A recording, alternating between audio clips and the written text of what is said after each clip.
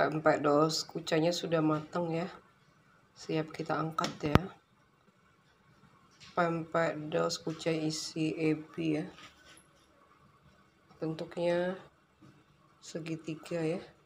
Terus ini pempek lenjernya ya, nih.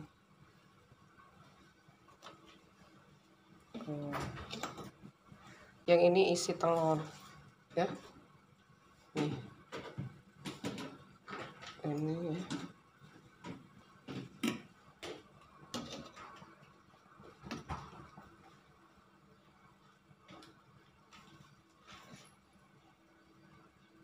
Pempek dos kucai, telur, lenjer dan ebi ya.